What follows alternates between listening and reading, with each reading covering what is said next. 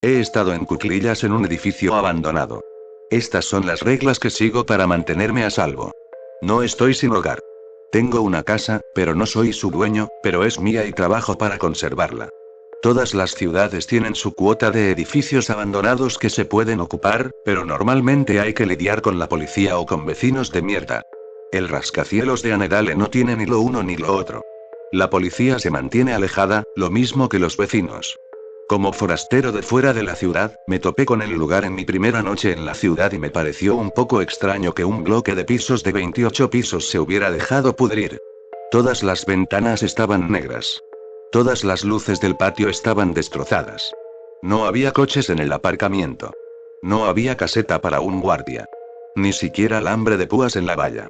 Apenas a media milla de un parque infantil lleno de adolescentes borrachos que gritaban, pero ninguno de ellos se desvió en dirección a Annedale. No había fuegos ni música ni botellas volando por el aire. Todo estaba en silencio. Dentro, descubrí que el vestíbulo había sido destrozado. Las puertas dobles habían sido arrancadas y habían permanecido así durante lo que parecían años. Fácil acceso para los curiosos, pero yo era el único allí. La mayor parte del primer piso se había derrumbado. Las baldosas del techo empapadas de agua se habían convertido en mantillo por el maldito clima británico. Sé que el agua es invasiva, pero prácticamente había colonizado el lugar, por lo que las algas estaban creciendo en las paredes. Incluso el hueco del ascensor estaba inundado. Mi propio reflejo me miraba mientras miraba a través del agua salobre y vislumbraba el viejo vagón oxidado a unos pocos pies más abajo. No pude evitar pensar en estar de pie sobre él, a la altura de la cintura, y agacharme para abrir la escotilla de emergencia. Era natural preguntarse qué había allí abajo. Una pequeña caja de metal empapada en agua negra como boca de lobo durante años y años. Pensé en presionar el botón, llamarlo y ver cómo el ascensor subía a pesar de toda lógica. Una imagen en la que todavía pienso de vez en cuando. Mientras tanto, el hueco vacío se alzaba sobre nosotros, con los cables silbando al viento. He aprendido a no quedarme allí. Si miras hacia arriba, a veces verás algo que se aparta del camino y mete la cabeza por las puertas antes de que puedas verlo bien. Le parece terriblemente divertido, incluso intenta hacer un juego con ello, como el juego del escondite. Pero si juegas demasiado, empieza a aparecer en otro lugar. Cualquier puerta abierta se convierte en una invitación. Ha hecho que más de una persona salga corriendo para salvar su vida en mitad de la noche, pero son malas noticias para ellos. Esa cosa es más que libre de irse a aquel lugar si es parte de un juego. Si preguntas por Annedale, la mayoría de la gente se encoge de hombros o se ríe. Los niños hablan de ello de la misma forma que hablan de cualquier casa embrujada. La diferencia es que nadie desafía a nadie a subir allí. Nadie lo usa para emborracharse o drogarse. Nadie se cuela en el sótano para echar un polvo arriesgado. Nadie esconde sus escondites allí. Tiene todas las características de la clásica leyenda urbana, solo que la gente se mantiene alejada. Se ríen, bromean y cuentan historias de miedo, pero tratan el suelo en el que está como si albergara una fuga radiactiva. Y el ayuntamiento, me sorprende que no lo haya derribado, pero ellos, de todos los habitantes de la ciudad, son los que más tienen que perder hablando de ello. Lo construyeron a mediados de los años 50 como vivienda del gobierno. Solo que muchas de las madres jóvenes que se mudaron allí se encontraron con que la salud de sus hijos empeoró. Empezaron con los recién nacidos. Bebés que no se despertaban después de una noche de sueño tranquilo. El tipo de muertes que se consideraron negligencia o abuso, adolescentes que gritaban y eran llevadas a prisión por las palabras de médicos a los que les importaba un carajo. Siempre es culpa de la madre a los ojos de algunas personas, y estas chicas no tenían a nadie que las defendiera. 2 en el primer año, 4 en el siguiente, y siguieron viniendo todos los años hasta que cerraron. No fue hasta 1982 que alguien rastreó el origen de las muertes hasta el agua contaminada almacenada en el techo. Los metales tóxicos se filtraban en el suministro. No lo suficiente como para matar a un adulto, pero eran malas noticias para cualquiera con sistemas inmunológicos débiles. 38 mujeres habían sido encarceladas para entonces. Otras 23 se habían suicidado antes de que pudieran ser sentenciadas. Y esas son solo las que se contabilizaron. No todas las muertes se debieron al agua. Annedale tiene una forma de ser perjudicial para la salud de cualquier niño, sin importar las circunstancias. Más de un niño murió de hambre mientras sus padres se pudrían en la bañera por una sobredosis. Muchos más se perdieron cuando encontraron el escondite de sus padres, pequeños cuerpos destrozados por ataques de agonía mientras sus madres en pánico gritaban pidiendo ayuda. Uno tropezó en el hueco del ascensor porque las puertas se abrieron como si el vagón estuviera allí mismo. Y esos fueron los que fueron encontrados. Muchos más desaparecieron, considerados fugitivos. Al final, la reputación de Annedale como un lugar maldito se volvió tan mala que la única salida fue cerrar todo el lugar. Taparlo con tablones. Borrarlo de los registros. Fingir que nunca sucedió y simplemente olvidarlo. Pero Annedale siguió matando incluso después de que las puertas se cerraran oficialmente. En todo caso, la cosa se puso peor. Hablé con un policía que me dijo que encontró a un tipo muerto por sepsis en el 6º piso un par de años después de que cerraran el lugar. Nadie podía creerlo. Creen que este tipo se rascó con un clavo y cogió gangrena como si fuera el siglo XIX. Nunca fue al hospital. Simplemente se quedó allí tendido y murió lenta y dolorosamente mientras la infección se propagaba, pero no antes de tomar todos los muebles de la habitación y empujarlos contra la puerta. Por extraño que parezca, fue la bandera que había hecho con su propia ropa lo que asustó a todo el mundo. Había garabateado ayuda en ella, como si quisiera llamar la atención de alguien de abajo a pesar de que la cerradura estaba de su lado. Podría haberse ido cuando quisiera. El policía con el que hablé dijo que estaba allí cuando derribaron la puerta a patadas. Todavía recuerda la mirada del muerto. Estaba mirando fijamente la puerta 2 días después de su muerte, con los puños blancos agarrando una manta que olía empalagosamente dulce por toda esa infección. Había otros también. Mucha gente cayendo, muchos de ellos sin una buena razón. La cosa se puso tan mal que tapiaron la puerta del tejado, pero cuando llegué alguien ya lo había quitado todo con un mazo. Yo todavía no me quedo ahí arriba. No después de subir y ver unos dedos pálidos agarrándose a la cornisa, como si alguien se estuviera colgando de ella y agarrándose con todas sus fuerzas. Supongo que mucha gente ve algo así y piensa que alguien necesita su ayuda. Se apresuran a ofrecerle una mano. Pero cuando lo vi, algo en esas uñas sucias hizo sonar las alarmas en mi cabeza. Los dedos no tenían buena pinta. Así que me quité el abrigo y usé un palo de escoba para acercarlo al borde. Efectivamente, esas manos feas agarraron el abrigo y me lo arrancaron de las manos, enviándolo a toda velocidad al aparcamiento de abajo. He pensado en echar un vistazo más de cerca de vez en cuando, pero me dan miedo las alturas y nunca me atreví a investigar más a fondo. Uno pensaría que me iría, pero es mi casa. Es tan mía como ella me posee a mí. La gente incluso se refiere a mí como el conserje, como si hubieran olvidado que no siempre estuve aquí. La policía me trata igual, ¿puedes creerlo? Si hay algún informe de un robo, me llaman a mi número para que vaya a echar un vistazo, como si fuera una especie de funcionario. El único otro tipo que estuvo aquí tanto tiempo como yo fue el filósofo. No sé su nombre, lo llamo así por los libros que dejó atrás. Volvió aquí cuando el bloque todavía era solo un lugar para vivir y se quedó unos años después de su cierre. Hay muchos cuadernos en su piso. Miles de páginas hablando de sacrificios de niños hechos a dioses a los que no les gusta que los nombren, junto con fotos de cosas extrañas congeladas en hielo y fotos médicas que parecen falsas. Al principio pensé que había venido a documentar la maldición. Tiene docenas de libros en los que registra todas las cosas extrañas que vio, como pájaros con demasiadas alas o leche que se convirtió en sangre coagulada en el biberón. Pero después de revisar todas sus pertenencias, encontré cartas a una esposa que había muerto al dar a luz. Guardaba su certificado de defunción en el fondo de una caja de aspecto antiguo llena de cartas que le había seguido escribiendo mucho después de la fecha. En otra caja, una fila más allá, estaban las cartas que ella le había escrito. Cosas horribles garabateadas en trozos al azar, mierda y sangre como tinta. Él mismo las fechaba y, a veces, escribía notas sobre cómo le habían llegado. Entregado por una rata que fue canibalizada frente a mí. Me lo sacó mi dentista de una caries que tenía en la boca. Escrito en la red de una araña de 13 patas. De todos modos, revela la verdadera razón por la que se mudó a Annedale en una de las cartas. Dice que Annedale era la clave para ayudarla, que estaba a semanas de descubrir cómo abrir la puerta. Le dijo a su esposa que la traería de vuelta. Le dijo que sabía cómo. Nunca supe a dónde fue después ni qué le pasó, pero su apartamento estaba cerrado con llave cuando lo encontré y probablemente habría permanecido así si la llave no hubiera aparecido en mi bolsillo interior la primera mañana.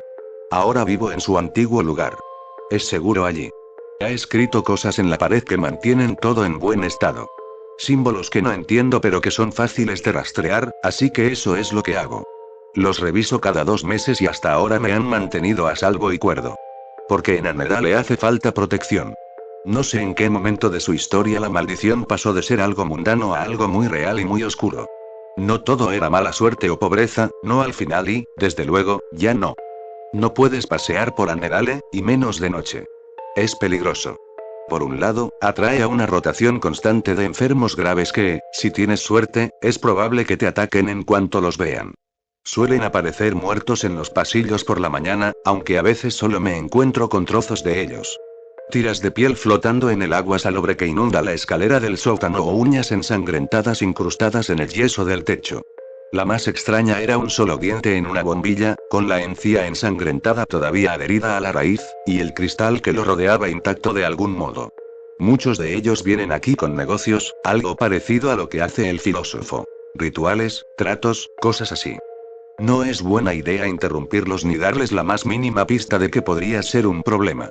Todas las noches cierro la puerta con llave y espero a que termine el negocio de Annedale y, por la mañana, limpio piso por piso lo que queda de los extraños peregrinos del bloque de pisos. La mayoría de los rituales no me parecen reales.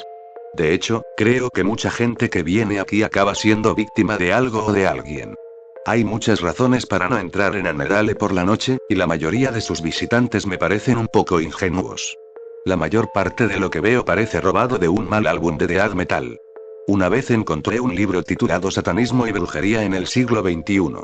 Es difícil imaginar que el funcionamiento interno secreto del universo se pueda encontrar en algo con un número ISBN y 3000 reseñas en Amazon.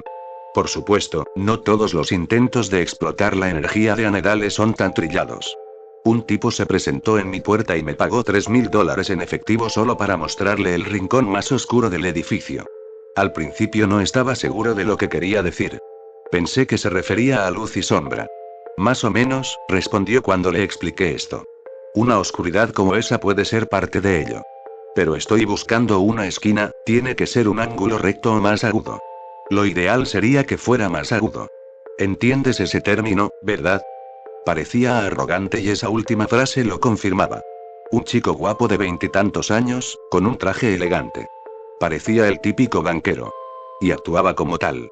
Hay muchos lugares así, dije. Hay muchas habitaciones raras en Annedale. La gente intenta aprovechar al máximo el espacio limitado. A veces las paredes se juntan en ángulos cerrados, claro. Pero no sé a qué te refieres con lo de oscuridad. Está el sótano. Está inundado. No se me ocurre ningún lugar más oscuro que ese. Se mordió el labio y dudó por un segundo o dos, como si realmente estuviera contemplándolo. No es una mala sugerencia, en realidad, pero no, es demasiado difícil de alcanzar. Y no me refiero solo a la oscuridad en el sentido de ausencia de luz. Me refiero a la oscuridad como debajo de la cama. Oscura como esa grieta en una pared que conduce a un espacio hueco entre los ladrillos y, cuando eres niño, no puedes evitar preguntarte qué vive allí. Un lugar que, inexplicablemente, parece y como si no tuviera tanta atención de Dios como en cualquier otro lugar. Lo pensé un segundo. Sus palabras eran vagas, pero maldita sea, no sabía a qué se refería. ¿Una esquina? Pregunté. ¿Tiene que ser una esquina aguda? Él asintió. Creo que conozco el lugar, dije, y él sonrió como un auténtico pervertido. Lo llevé a un piso en el 8º piso. Estaba en ruinas, como todos los demás, pero todavía había bastantes muebles viejos tirados por ahí. Puedes abrir cajones al azar y aún ver los cubiertos que usaba la gente en su día. Incluso hay un viejo televisor analógico sobre un viejo soporte. Puedes sentarte en lo que queda del sofá y mirar el televisor y tener la sensación de que conocías a las personas que vivieron allí una vez. Pasa el pulgar por los diales de la tostadora, el tirador del frigorífico o el plástico amarillento de un interruptor de la luz y sientes una dolorosa pérdida que te invade de la nada. Mira hacia arriba y verás que la lámpara ha sido arrancada del techo, como si alguien hubiera intentado columpiarse en ella. No es un lugar muy grande, por cierto. 3 habitaciones. Un dormitorio con una cama doble hecha un lío. Una sala de estar con una cocina.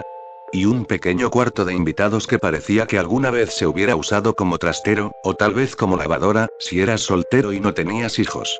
Un pequeño espacio, un triángulo tallado en lo que quedaba de espacio cuando se habían levantado otras paredes más importantes. Ese sofá que mencioné, el televisor, todo estaba colocado de manera que quienquiera que estuviera sentado siempre pudiera vigilar esa habitación y su contenido. Verás, pusieron una cuna dentro y todavía está ahí, con moscas azules volando en círculos por encima. No puedes ver dentro de la cuna, a menos que entres y saques las mantas, pero han pasado décadas y nadie lo ha logrado todavía. Está oscuro detrás de esas mantas viejas, una sombra pesada que disuade de mirar más de cerca, como si hubiera algo allí que nadie necesita ver y que ha pasado mucho tiempo sentado allí devorando la poca luz que había. Incluso con una ventana en esa habitación, la luz del día realmente no se filtra. Perfecto, dijo el empresario al verlo. Contempló el apartamento detalle por detalle, deteniéndose un momento y con una sonrisa en el rostro al posar la mirada en la lámpara rota. Y la cuna, al verla, las moscas que aún volaban en círculo sobre las mantas desteñidas de Winnie the Pooh, se le cortó la respiración. Oh, sí, esto es bueno, me dijo. Oscuro como debajo de la cama. Te has ganado ese dinero. Podría haber hecho que una docena de hombres revisaran este lugar y no habrían entendido las instrucciones tan bien como tú. Gracias, respondí aunque no era eso lo que realmente sentía. El hombre se sentó en silencio y comenzó a abrir su cartera de cuero. No encontró pentagramas, aunque sí sacó 7 velas de aspecto extraño. Me sorprendió mirándolas y sonrió. Hecho en casa, dijo. Cada uno de ellos fue moldeado por mis manos. No soy un buen artista, pero es el esfuerzo lo que cuenta. Me llevó una eternidad desgarrar la cera. Por supuesto, esa fue la parte fácil. La parte difícil fue conseguir la grasa para hacerlo. ¿Sabías que puede haber un nivel sorprendentemente alto de seguridad en torno al departamento de desechos médicos de un hospital? No lo hice, respondí mientras él sacaba algunos trozos de madera frágiles y algunos clavos pequeños. Con mucho cuidado comenzó a clavar las astillas de madera juntas en lo que parecían formas aleatorias. Bueno, suspiró después de unos momentos de silencio, mientras sus dedos agarraban ágilmente el pequeño martillo mientras golpeaba con fuerza. Ya había armado al menos 6 de los extraños polígonos de madera, y con cada nuevo polígono sentía una extraña sensación. ¿Te gustaría quedarte a mirar?, preguntó. Absolutamente no, respondí. Dejó de tocar y sonrió una vez más. Eres muy listo, dijo. Por cierto, esa es la respuesta correcta. Y si he de respetarte, debo informarte que ahora es el momento más seguro para marcharte. Me dirigí a la salida justo cuando encendía las primeras velas, pero no antes de mirar hacia la cama una última vez. Me sorprendió ver una oscuridad hueca que se extendía más allá de la puerta, como si la hubieran cubierto con una cortina, solo que había una profundidad que atraía la mirada. El hombre de negocios no le prestó atención, pero después de unos segundos más, finalmente me miró expectante. ¿Puedo preguntar qué es lo que quieres?, dije. Todos los que vienen aquí, no tengo la sensación de que les vaya bien. Estoy buscando un nuevo tipo de vida después de la muerte, respondió. ¿Necesitas uno? Todos necesitamos uno, dijo con una risita irónica. Pero solo aquellos que estemos dispuestos a asumir algunos riesgos conseguiremos un mejor trato. Todos los demás, hizo una mueca. Vale la pena la molestia. Pero mira con quién estoy hablando. Miró la oscuridad que envolvía la puerta. Se veían siluetas que pasaban flotando. Deberías irte ahora, dijo. Cerré la puerta y, notando que el sol se ponía rápidamente, corrí a mi apartamento, donde sabía que las paredes me mantendrían a salvo. Cuando volví al día siguiente, la cartera del hombre seguía donde la había visto por última vez, apoyada contra un brazo del sofá. Las velas se habían consumido hasta el final de las mechas y habían dejado un olor persistente que todavía sigue ahí después de tantos años. Y del propio hombre, en la habitación con la cuna, que todavía tiene moscas azules volando sobre su cabeza, ahora hay una sombra grabada en la pared. Es borrosa y difusa, pero vagamente reconocible como un hombre de rodillas, con la cabeza presionada contra el suelo en un gesto de súplica. He visto que de vez en cuando se movía, que giraba la cabeza y me miraba, y en ese momento me palpitaban las sienes, me destapaban los oídos y la oscuridad comenzaba a invadir los límites de mi visión. Nunca antes había considerado que ese piso fuera Disneylandia, pero ahora lo evito como a la peste. Pero podría ser peor. No todos los rituales terminan tan limpiamente y a veces he tenido que intervenir personalmente, algo que odio con amargura. Si la gente quiere andar husmeando en el tren de aterrizaje del universo, es asunto suyo. Una cosa es que yo tenga que barrer lo que queda de ellos después, pero al menos es un trabajo de una sola vez. A veces no es tan limpio. Un tipo se presentó y me dijo que sería un nuevo residente, mi vecino, y que nos conoceríamos. Un anciano torpe con acento de clase alta y aspecto de profesor que ha pasado por un mal momento. Se instaló en la habitación de al lado de la mía y, por mucho que le hablara, nunca captó la indirecta y siguió intentando actuar como un buen amigo. Pocas veces inicié una conversación, fue para decirle que el lugar que había elegido no tenía mucha protección. Señaló unas pequeñas erupciones divertidas y me dijo que eran su protección. Durante las semanas siguientes me lo encontré de vez en cuando, siempre de rodillas, raspando algún rincón húmedo o algún montón mohoso de crecimientos irregulares. Recolectaba hongos, me dijo el primer día, y a menudo lo veía limpiar sus muestras en placas de Petri a las que susurraba palabras tranquilas cada vez que pensaba que yo no estaba cerca. No creo que estuviera cuerdo, pero probablemente no estaba completamente loco porque vivió lo suficiente para tener una idea de Annedale y solo salía durante el día. Mientras tanto, su apartamento se llenó con una creciente colección de terrarios y frascos de encurtidos chirriantes, con sus especímenes ocultos por fluidos turbios. Por todas partes, plantó y cultivó hongos y mohos extraños. Los alentó a absorber la oscuridad de Annedale y los hizo crecer en las condiciones insalubres que él había cultivado. Hacia el final, en su sala de estar crecían hongos en las paredes. El yeso se desmoronaba bajo ejércitos microbianos hasta que solo quedó hormigón y varillas de refuerzo, e incluso entonces el moho siguió creciendo y prosperando. Unas cuantas veces miré hacia adentro y lo encontré alimentando con carne a los bultos que brotaban de los muebles viejos. Durante ese tiempo, los símbolos de nuestra pared compartida solían calentarse y yo tenía que reemplazarlos casi a diario mientras él hacía pequeños retoques en el otro lado. Le pedí una o dos veces que lo atenuara. Es un trabajo importante, gruñó, con una oscuridad invisible arrastrándose por su voz. No soy un adicto al crack tonto que intenta invocar a Bapomet. No busco drogarme. Esto es ciencia. Progreso. Eso es por lo que estoy trabajando. Sí, bueno, tu progreso está intentando abrirse camino hasta mi apartamento. ¿Puedes pedirle que pare? Se detuvo, se quedó paralizado en medio de un gesto como si yo hubiera dicho algo profundamente estúpido o perspicaz, o probablemente un poco de ambas cosas. Se miró las erupciones en los brazos que, para entonces, habían empezado a dar su propio fruto extraño. Cuando finalmente volvió a hablar, lo hizo con picardía, como un anciano lascivo que le hace proposiciones a una enfermera. Este hongo, dijo. Tuvieron muestras de él en la universidad durante 30 años. ¿Te lo imaginas? Nunca se dieron cuenta de lo que tenían hasta que lo encontré y descubrí su potencial. Ahora finalmente encontré la fuente y puedo hacer cosas que nadie más creía posibles. Durante todo este tiempo, mi tesis se ha basado en la idea de que el hongo tiene una capacidad de procesamiento de información mucho más allá de todo lo que habíamos considerado antes. Y tu idea es buena, ¿sabes?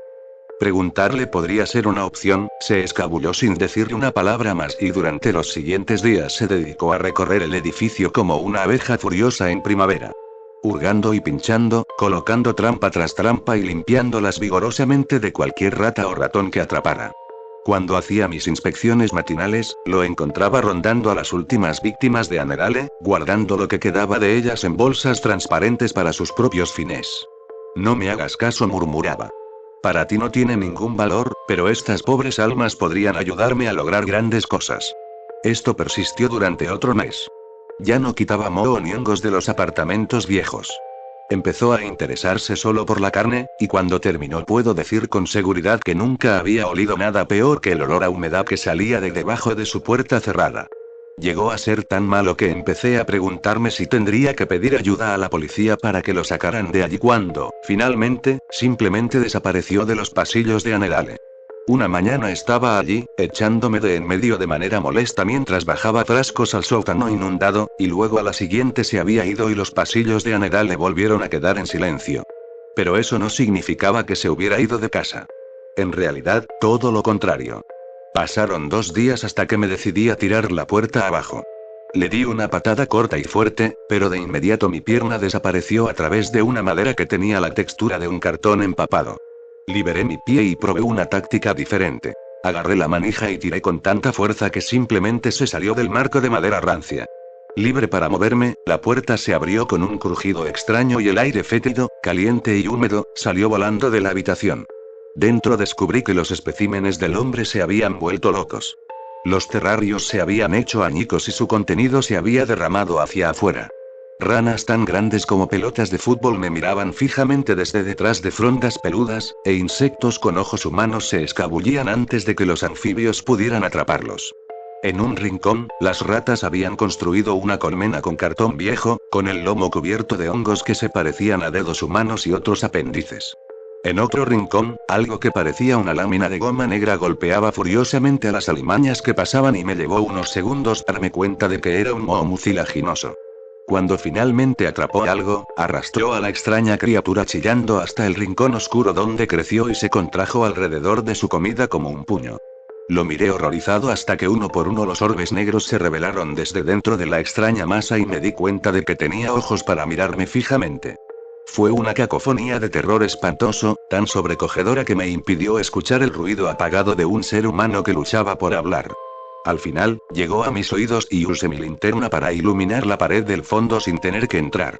Encontré al científico medio crecido en la pared.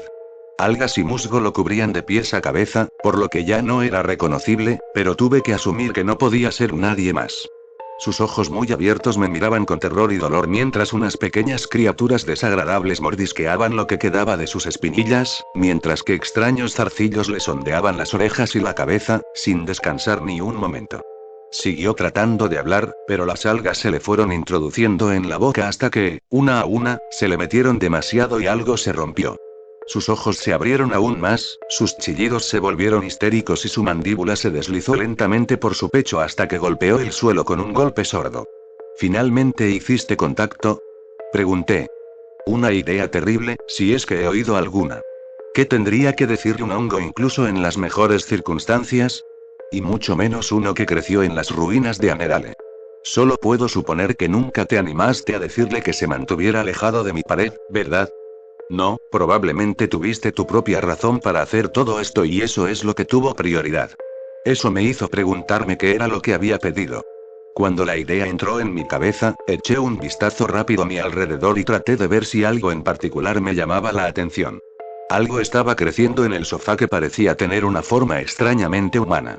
Puede que fuera solo mi imaginación, pero en la oscuridad parecía girar hacia mí.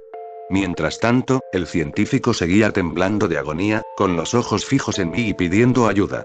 Veré qué puedo hacer, dije antes de cerrar la puerta de un portazo. Había algo en esa extraña pila de cosas en el sofá que me había inquietado profundamente. Dije que me dieran un arma, pero unos días después me dieron una ballesta. Un chico de 16 años con aspecto nervioso la trajo hasta mi puerta. Me sorprendió que hubiera entrado en el edificio, pero quién sabe quién le había ordenado hacerlo. He adquirido una extraña especie de respeto entre los lugareños y eso me viene muy bien. Parecía que ese chico me hubiera pisoteado la cabeza y me hubiera robado a ciegas cualquier otro día, pero cuando me habló lo hizo con más respeto del que jamás imaginé que merecía. Le di las gracias, cogí la ballesta, pasé una tarde practicando con ella y luego la utilicé para matar al científico a la mañana siguiente. Recibí varios golpes, pero al final uno le dio en la frente y acalló sus gemidos. Esta vez no vi nada en el sofá, al menos nada con forma humana, algo por lo que me sentí agradecido. Después de eso, fue simplemente un caso de llamar a la policía y comenzar una larga cadena de eventos que terminó con media docena de hombres con trajes de protección rociando la habitación con sustancias químicas nocivas. Durante un tiempo me preocupó que encontraran un cadáver y hicieran preguntas, pero cuando alguien entró en la habitación no quedaba nada del científico, salvo una mancha en el suelo. Nunca supe exactamente qué era lo que buscaba, aunque no es raro que en mi inspección matutina aparezca un cuerpo, o parte de él, cubierto de hongos. Y se sabe que, en ocasiones, he visto a una persona extraña bajando al agua del hueco del ascensor. Por supuesto, es posible que solo esté haciendo conexiones que en realidad no existen. En esa agua viven todo tipo de cosas. Todo el nivel está inundado y, si hubiera algo allí abajo, tendría vía libre en un espacio bastante grande. Es un mundo extraño ahí abajo. Debería saberlo por un visitante que me hizo pasar un momento muy malo. Lo llamaré el pescador, ya que vino a Anerale por el sótano inundado. Vi una foto que ha estado circulando por ahí durante un tiempo, si sabes dónde buscar. Dios sabe quién la tomó y cómo, pero muestra la escalera inundada que conduce al sótano y debajo de la superficie salobre hay una mano que está completamente desproporcionada. Los dedos se extienden con una simetría perfecta como una estrella de mar, se extiende desde las profundidades y descansa suavemente en el tercer escalón debajo del agua. Cuando lo conocí, estaba sentado felizmente con los pies sobre el borde del pozo inundado, con el agua hasta las rodillas, con una caña y un sedal a su lado. Al principio, fue una gran sorpresa verlo allí con un pequeño sombrero de pesca con mosca. Un hombre regordete pero de aspecto saludable de unos 40 años con un sándwich de huevo y mayonesa en una mano y un teléfono con la música de Candy Crush en la otra. Lo llamé mientras me acercaba porque, según mi experiencia, asustar a alguien en Annedale es malo para la salud, sin importar lo cuerdo que parezca el visitante. Él levantó la mirada cuando capté su atención y sonrió amablemente. Hola, dijo, saludando con la mano mientras sostenía su sándwich. ¿Eres el conserje? Sí, lo soy, respondí. ¿Y tú? Solo soy un turista, dijo sonriendo. ¿Te importaría acompañarme? El sol había salido hacía apenas unos momentos. No estabas aquí cuando estaba oscuro, ¿verdad? Pregunté con un poco de sospecha. Oh, no. Acabas de pillarme. Llevabas aquí apenas 10 minutos cuando apareciste. Me dijeron que estarías dispuesto a ayudarme a cambio de una pequeña tarifa. ¿Qué tipo de ayuda? Pregunté. Oh, dame un empujoncito si alguna de las líneas empieza a moverse, dijo mientras señalaba una varilla que había colocado junto a las escaleras del sótano. La puerta estaba abierta y la línea descendía hacia la oscuridad de abajo, con el agua cayendo suavemente hasta perderse de vista. Habían colocado otra línea en una esquina del vestíbulo, donde habían arrancado el suelo y habían dejado al descubierto un agujero que bajaba directamente al sótano.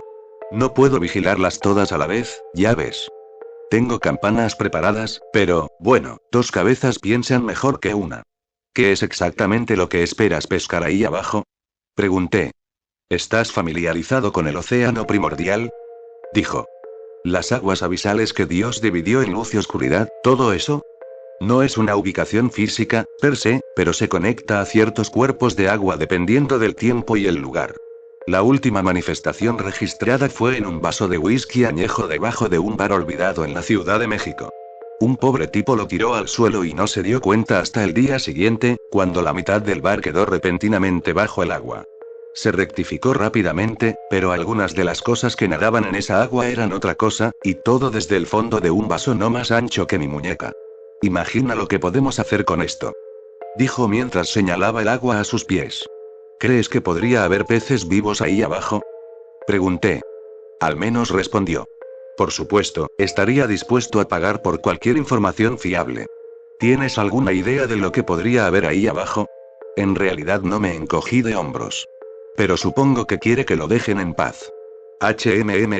Puede que tengas razón, dijo mientras miraba sus otras cañas. No puse exactamente un señuelo cualquiera, ¿sabes? Metió la mano en su bolsillo, sacó un extraño mechón de piel y marfil y lo sostuvo en alto para que yo lo mirara con los ojos entrecerrados. Un diente de un hombre que se ahogó en el mar. Un dron lo recogió de un naufragio cerca de la costa noruega. El pelaje es en realidad algas rojas que se encontraron creciendo sobre sus huesos. Tengo muchas de estas y, bueno, otras cosas que podrían resultar atractivas para lo que hay al otro lado. Mi investigación fue exhaustiva y costosa. Vamos, toma asiento. Tarifa fija, 1000, solo siéntate aquí hasta que comience a ponerse el sol. ¿Solo tengo que sentarme? Pregunté. Y avísame si escuchas o ves algo. Gemí y me senté a su lado, doblando las piernas en lugar de dejarlas colgando en el agua. A pesar de mi reticencia, nos quedamos así durante varias horas. Había traído mucha comida, buena comida casera, junto con mucha cerveza fría. Nos sentamos allí y hablamos muy poco, pero comimos y bebimos muchísimo. No es el tipo de cosas que hago normalmente, pero me pagaban por estar allí y realmente no tenía ningún otro lugar donde estar.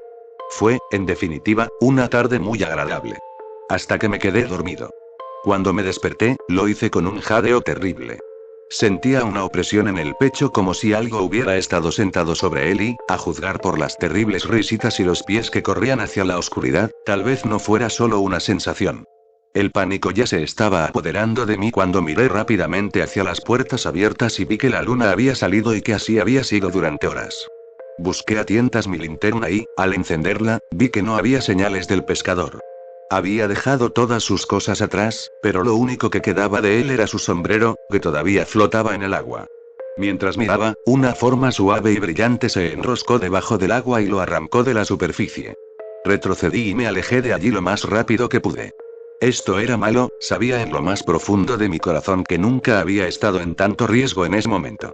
Las puertas abiertas que conducían al exterior eran tentadoras, pero justo al lado estaban las escaleras que conducían hacia abajo y juré que podía escuchar algo acercándose. No pude evitar imaginarme al hombre hongo que había visto en el apartamento del científico. Por otra parte, ese sótano era enorme y quién sabe qué había allí. Decidí bajar las escaleras. Todo el tiempo tenía el corazón en el pecho. Nunca me habían pillado fuera de mi habitación por la noche, desde la primera noche que dormí en el vestíbulo con el abrigo encima. No se tiene suerte dos veces, no con Annedale, así que sabía que tenía que tener cuidado. Tenía que ser silenciosa. Mi única esperanza era pasar desapercibida. Me dediqué a la sigilo, subiendo cada piso en perfecto silencio, ocultándome en lugares conocidos al menor indicio de pisadas, humanas o de otro tipo.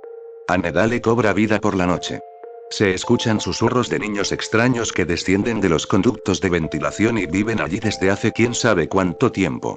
Otras veces vi apariciones, incluida una niña pequeña, cuya visión hizo que mi estómago gruñera con un hambre insaciable que dolía solo de contemplarla.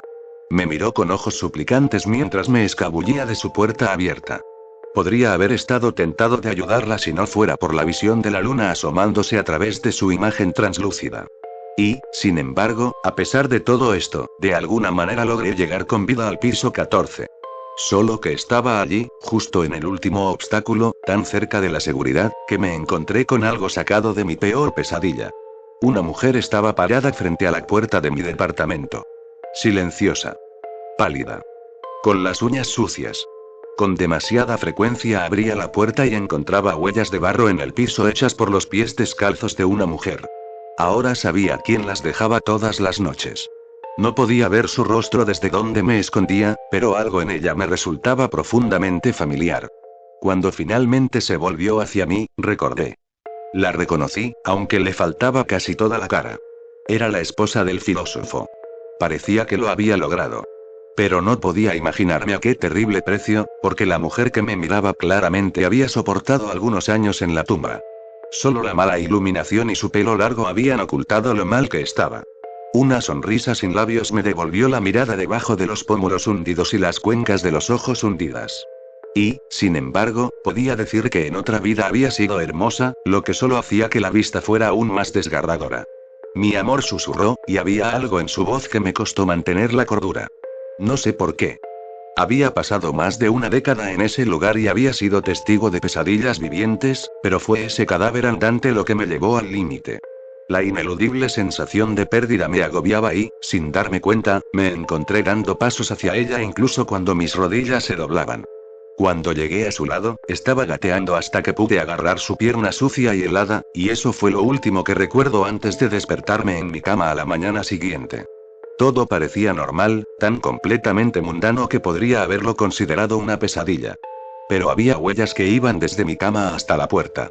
Y más tarde encontré las cosas del pescador prácticamente en el mismo lugar en que las había dejado, aunque cuando finalmente recogí sus líneas descubrí que los señuelos habían desaparecido y que estaban reemplazados por trozos del hombre que los había colocado primero. Lo arrojé todo al agua y decidí que sería mejor olvidarlo. De vez en cuando, por supuesto, no puedo evitar mirar por la mirilla por la noche.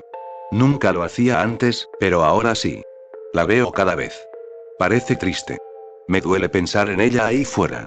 Debería ser aterrador, pero es más como si alguien me hubiera arrancado el estómago y el corazón y hubiera dejado que todas mis entrañas se cayeran al fondo.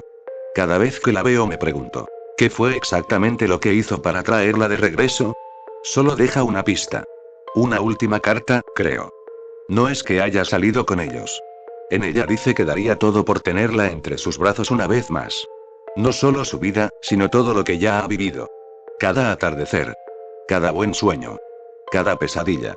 Cada victoria. Cada pérdida. Cada pequeño recuerdo que lo hace ser quien es, lo daría todo con tal de salvarla. A veces me pregunto por él, pensando que probablemente tendríamos más o menos la misma edad. Me gustaría recordar e imaginar cómo habría sido para nosotros dos conocernos cuando éramos jóvenes, pero por alguna razón, cada vez que trato de recordar cómo era mi vida antes de venir a esta ciudad, antes de despertarme con ese abrigo puesto sobre mí, bueno, no lo sé, es que es difícil, eso es todo. Es casi como si no hubiera nada allí. Como si algo hubiera entrado y se hubiera llevado todos los años. Supongo que es una de esas cosas en las que es mejor no pensar. Historia 2. Me ofrecí voluntariamente a sentarme junto a un hombre muerto en un avión y lo lamento profundamente.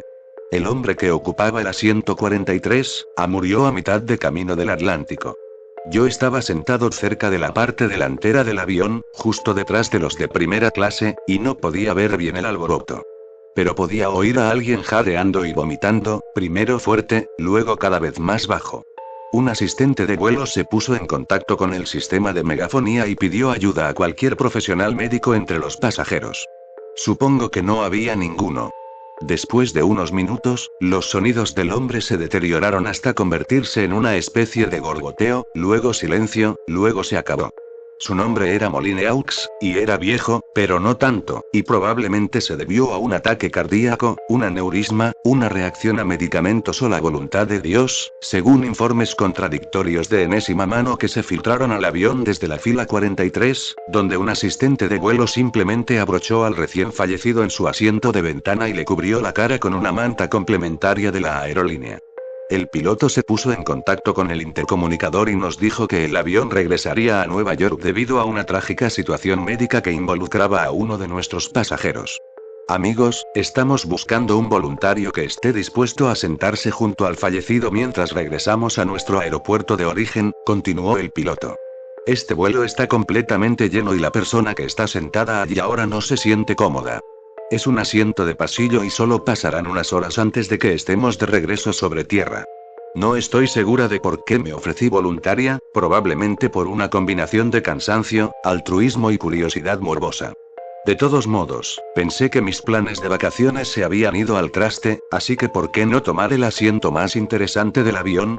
La azafata me dio las gracias efusivamente, al igual que un adolescente con aspecto inquieto que ocupó mi asiento original. Tomé mi bolso y caminé por el pasillo hasta la última fila del avión. Mi única experiencia previa con cadáveres fue un funeral con ataúd abierto para mi abuela cuando era niño, pero la idea de la muerte nunca me había molestado demasiado. Es natural, después de todo. Dicho esto, admito que dudé de mi decisión tan pronto como vi a mi nuevo compañero de asiento. El señor Moline-Aux, que en paz descanse, estaba sentado erguido entre la ventanilla y yo, atado a la cintura con una manta de polar azul que le cubría el torso y la cabeza. La manta no le cubría las manos, que descansaban sobre su regazo, por encima del cinturón de seguridad. Supongo que las había colocado así un asistente de vuelo en señal de respeto. Los pálidos dedos de Moline-Aux estaban retorcidos en garras que delataban la agonía de su muerte. No podía mirar esas manos sin imaginar cómo luciría su rostro bajo la manta. Pensé en pedir una segunda manta, pero la tripulación de vuelo todavía estaba ocupada calmando a los demás pasajeros y preparándonos para nuestro giro alrededor del océano Atlántico. Así que traté de olvidar mi inquietud, cerré los ojos y dormí. Me desperté, horas o minutos después, no lo sé, con el vaivén de las turbulencias. Las luces de la cabina estaban apagadas y la mayoría de los pasajeros que me rodeaban parecían estar durmiendo. Miré por la ventana, intentando no mirar a Moline-Aux mientras lo hacía, y solo vi la oscuridad uniforme de la noche. Imaginé el océano a kilómetros de distancia, sin luz y frío. La idea me inquietó y me estiré por encima de Moline-Aux para cerrar la persiana. Entonces me detuve. No estaba cerrada la persiana cuando me senté. Me di cuenta de que había algo más extraño en la escena. La postura de Moline-Aux había cambiado de alguna manera mientras yo dormía. Me tomó unos segundos identificarlo. Sus manos nudosas permanecían sobre su regazo, todavía estaba atado a la cintura y la manta todavía cubría su parte superior del cuerpo. Pero la tela ahora parecía de alguna manera retorcida, como si hubiera estado inquieto. Muy lentamente, sabiendo que era una locura aunque también sabía que no podía detenerme, levanté una esquina de la manta. Descubrí su camisa, que la tripulación de vuelo había desabrochado mientras intentaba salvarlo. De ella sobresalía un trozo de piel gris azulada del que brotaba vello blanco en el pecho. Levanté un poco más la manta. Su cuello estaba manchado de sangre seca. Recordé su terrible jadeo. Finalmente, me quité la manta por completo y ahogué un grito. La cabeza de Molineaux estaba girada hacia el otro lado, exactamente como si se hubiera girado para mirar por la ventana. Pude ver su rostro reflejado en el plexiglas. Sin duda era el rostro de un muerto. Pálido, demacrado, con los labios entreabiertos y la mandíbula desencajada. No había vida en él. Excepto sus ojos. Se movían. Me quedé mirando el reflejo durante medio minuto y estoy seguro de ello. En el centro de esa máscara mortuoria, dos pupilas movían de un lado a otro, como si estuvieran siguiendo algo en el cielo. ¿Qué estás haciendo? Interrumpió una voz a mi lado. Me di la vuelta y vi a la mujer sentada al otro lado del pasillo mirándome, no tanto con miedo como con disgusto. Vuelve a taparlo. Dale paz. Creo que se ha estado moviendo, balbuceé. Sus ojos, creo que en realidad no se ha estado moviendo, pero no pude terminar la frase, era demasiado loco. Tampoco tuve que hacerlo, porque en ese momento mi estómago se hundió 3 metros junto con todo lo demás en el avión. Las tazas de café y los bolsos se estrellaron contra el techo. Un hombre que estaba cerca de la sección de primera clase casi se cae de su asiento. Escuché luces de llamada en todo el avión mientras los pasajeros se despertaban sobresaltados, presas del pánico y la confusión. Pasajeros, tomen asiento, abróchense los cinturones y aseguren los objetos sueltos, dijo el piloto por el sistema de megafonía, sonando conmocionado. El clima a lo largo de nuestra ruta de vuelo está despejado y ningún avión en la zona informa de turbulencias, así que no estoy seguro de qué es esto. Pero deberíamos superarlo en unos momentos. Mientras hablaba, el leve temblor de fondo que había sentido desde que me desperté se hizo visiblemente más violento. La mujer del otro lado del pasillo comenzó a buscar a tientas su cinturón de seguridad, sin prestarme ya atención ni a mí ni a Molineaux. Me obligué a mirarlo de nuevo. La sacudida debió haberlo hecho caer hacia adelante desde la cintura, y su cabeza chocó contra el asiento que tenía frente a él. Pero la cara de Molineaux todavía estaba vuelta hacia la ventana. Su cuello estaba torcido en un ángulo tan pronunciado que temí que se hubiera roto. Volví a mirarle las manos y la palidez de su piel. 3 azafatas y una docena de pasajeros habían presenciado la muerte de aquel hombre y no podía pensar racionalmente que se hubieran equivocado. Y sin embargo, en el reflejo de la ventana, sus ojos de izquierda de derecha, de izquierda de derecha. Había oído que a veces se producen reflejos extraños después de la muerte. Miembros que se agitan, pollos sin cabeza que corren, nervios que eliminan las últimas instrucciones acumuladas del cerebro. Pero ¿y los ojos? Nunca había oído hablar de eso. Me obligué a mirar más allá de ese reflejo inquietante, al cielo mismo. Todavía estaba oscuro, sin luna ni nubes, pero la atmósfera parecía haber adquirido un tono extraño. Un verde muy oscuro, como una niebla espesa. Creí ver formas vagas arremolinándose en la oscuridad, aunque podría haber sido una ilusión óptica. Retrocedí. En ese momento, yo deseaba desesperadamente estar en cualquier otro lugar, pero el resto de la cabina se estaba convirtiendo en un caos. Los auxiliares de vuelo corrían de un lado a otro por los pasillos, atendiendo derrames y moretones, incluso mientras tropezaban y se tambaleaban. El avión entero se estremecía como un barril que se precipita por los rápidos. Una serie de sacudidas hicieron que el torso de Molineaux se balanceara hacia adelante y hacia atrás como un péndulo o al revés. Fue arrojado hacia atrás contra su asiento, luego de costado contra mí, una sensación horrible que nunca olvidaré, y luego en la dirección opuesta, con la cara estampándose directamente contra la ventana, donde quedó inmóvil. Eso fue suficiente para mí. Me desabroché el cinturón, salté de mi asiento y me encerré en el baño que estaba justo detrás de mí. Preferiría acurrucarme en un inodoro durante el resto de este vuelo infernal que pasar un minuto más sentado con el señor Molineaux. Este plan funcionó durante media hora más o menos. Apoyé los 2 brazos contra las paredes del baño y escuché el sonido de los botones de llamada a los auxiliares de vuelo, el zumbido de los motores a reacción y el rugido del cielo. Intenté calmarme visualizando el horizonte de Nueva York, la pista de aterrizaje del JFK, un descenso tranquilo.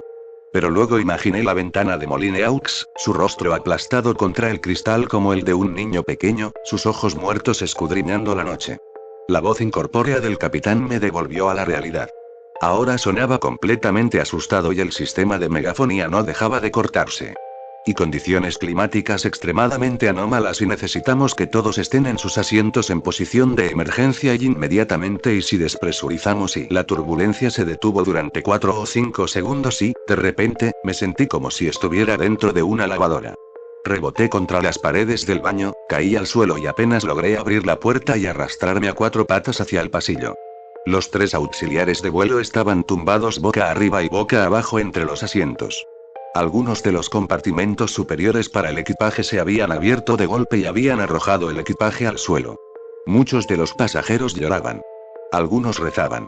Y durante todo ese tiempo, el avión no dejaba de temblar. Oí una serie de pequeños estallidos sobre mi cabeza y sentí algo húmedo en mi mejilla. Todas las latas de refresco que había en la cocina habían explotado. Me subí a mi asiento y me abroché el cinturón, olvidándome brevemente de Molineux en mi terror. Golpe, golpe. Pero él seguía en su asiento, por supuesto, moviéndose de un lado a otro como un asta de bandera en un huracán, golpeando la ventana con tanta fuerza que podía ver el globo de plexiglas hacia afuera y rebotar cada vez. Aporrear, me preocupé de que rompiera la ventana, aunque se supone que eso es imposible, así que superé mi repulsión y lo agarré por los hombros. Pero no pude contenerlo. Una y otra vez, su cabeza golpeó la ventana. Empecé a temer que no era simplemente el movimiento del avión lo que lo impulsaba. Golpe, golpe, golpe. Nadie más en el avión estaba mirando esto. Algunos de los pasajeros se habían recuperado y estaban tratando de sacar del pasillo a los auxiliares de vuelo heridos. Otros susurraban mensajes de despedida en sus teléfonos. Golpe, golpe, KRKRRRR. Oí que algo se rompía a mi lado y deseé desesperadamente que fuera el cráneo de Molineux y no la ventana. Afuera pude ver que la niebla verde estaba llena de formas amorfas que se arremolinaban. Tuac KRKRRRR con otra explosión. Esta vez no fueron latas de refresco, sino oxígeno presurizado que se escapaba hacia el cielo. Molineux había logrado romper los 2 cristales de las ventanas de un solo golpe. Ahora su cabeza destrozada colgaba fuera del avión y el resto de su cuerpo se esforzaba por seguirla, limitado únicamente por el cinturón de seguridad y la anchura de sus hombros. En la cabina sonó una alarma y una maraña de máscaras de oxígeno cayó del techo. Me puse la mía de inmediato, pero oí a otras personas gritar. Algunos pasajeros intentaban desesperadamente ponerle máscaras a la tripulación inconsciente, pero el avión se sacudía con más violencia que nunca y los escombros sueltos volaban por los pasillos hacia mi fila, hacia el agujero que un hombre muerto había hecho en el avión. Y violación de cabina dijo el piloto. Y oxígeno de reserva limitado, por lo que estoy tratando de descender a una altitud segura pero es difícil hacerlo con esta tormenta, o lo que sea y Dios esté con nosotros. Una vez que estuve seguro de que podía respirar y de que no corría peligro de ser succionado, miré por última vez a Molineux. Su cabeza podría haberse desprendido por la ventana, por lo que pude ver más allá del resto de su cuerpo. Volví a imaginarme esos ojos que habían visto algo en el cielo que nosotros no habíamos visto, que no podíamos ver, aunque ahora amenazara con hacer temblar el avión. Había alguna conexión entre esos acontecimientos que tal vez nunca entendería. Pero incluso sin entender, podía hacer el último movimiento que estaba a mi alcance. Me acerqué al regazo de Molineux, levanté una de esas manos frías y con garras y desabroché su cinturón de seguridad. Se oyó un crujido intolerable cuando, supongo, sus hombros fueron apretados y aplastados para encajar en el marco de la ventana. Y luego, en una fracción de segundo, desapareció por la ventana, en la noche, como un anciano pálido cayendo de cabeza hacia el océano negro. Lo que sea que hayas visto ahí, susurré, lo que sea que estuvieras buscando, ve a buscarlo y déjanos en paz. La niebla verde se disipó unos minutos después y el avión descendió hasta que fue seguro respirar sin mascarillas. Menos de una hora después, vi realmente la pista de aterrizaje del JFK. Un escuadrón entero de policías y ambulancias nos recibió en el descenso. Los auxiliares de vuelo y varios pasajeros tuvieron que ser hospitalizados, pero hasta donde yo sé, nadie sufrió heridas graves. Los investigadores federales finalmente concluyeron que habíamos sobrevolado una anomalía meteorológica localizada, que ningún otro avión había presenciado esa noche. Algún tipo de escombros deben haber estado volando con nosotros y fueron lanzados por la ventana en 43A, escribieron en su informe. Este evento provocó una pérdida repentina de presión en la cabina, en la que el cuerpo de un pasajero que había muerto anteriormente en una emergencia médica no relacionada fue expulsado del avión. Esperaba oír mucho más sobre el tema en las noticias, pero supongo que al final fue solo una de esas cosas. La aerolínea no tenía ningún interés en hacer público el incidente, por supuesto, y los pasajeros no tenían ningún deseo de revivirlo. Para la mayoría de las personas que viajaban en avión, fue simplemente una tragedia extraña seguida de un accidente de tráfico, y todo está bien si acaba bien. Soy la única que soñará el resto de su vida con los ojos de Molineaux y lo que vieron en el camino hacia el océano.